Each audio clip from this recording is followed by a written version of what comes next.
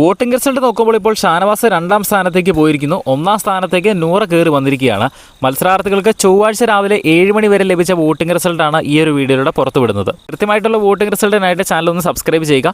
7 മണി വരെയുള്ള റിസൾട്ട് നോക്കുമ്പോൾ 1ാം സ്ഥാനത്തേക്ക് ഷാനവാസിനെ പിന്തള്ളിക്കൊണ്ട് കയറി വന്നിരിക്കുന്നത് നൂറയാണ്. 16,976 വോട്ടുകളാണ് 7 മണി വരെ നൂറയ്ക്ക് നേടാൻ കഴിഞ്ഞത്. 2ാം സ്ഥാനത്തേക്ക് പിന്തള്ളപ്പെട്ടു പോയ ഷാനവാസിന് 16,237 വോട്ടുകൾ നേടാൻ കഴിഞ്ഞു.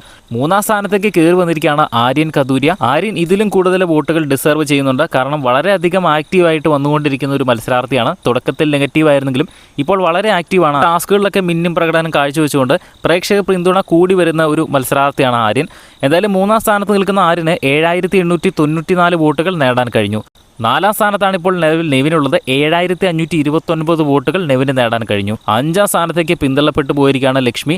വോട്ടിംഗ് തുടങ്ങിയപ്പോൾ 3ാം സ്ഥാനത്തായിരുന്നു ലക്ഷ്മി നിന്നിരുന്നത്. ഇപ്പോൾ നിലവിൽ 5ാം സ്ഥാനത്താണ്. 7,230 വോട്ടുകൾ ലക്ഷ്മിക്ക് നേടാൻ കഴിഞ്ഞു. ഏറ്റവും പിറകിൽ ഒരു മാറ്റവും ഇല്ലാതെ തുടരുകയാണ് അക്ബർ ഖാൻ. 6,491 വോട്ടുകളാണ് അക്ബറിന് നേടാൻ കഴിഞ്ഞത്.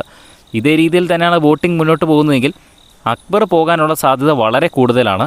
അക്ബറിന് വോട്ടുകൾ തീരെ കുറവാണ് ലഭിക്കുന്നത്.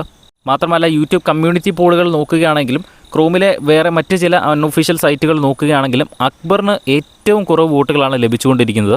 അതുകൊണ്ട് നിലവിലിപ്പോൾ അക്ബർ പോകാനുള്ള ചാൻസ് വളരെ കൂടുതലാണ്.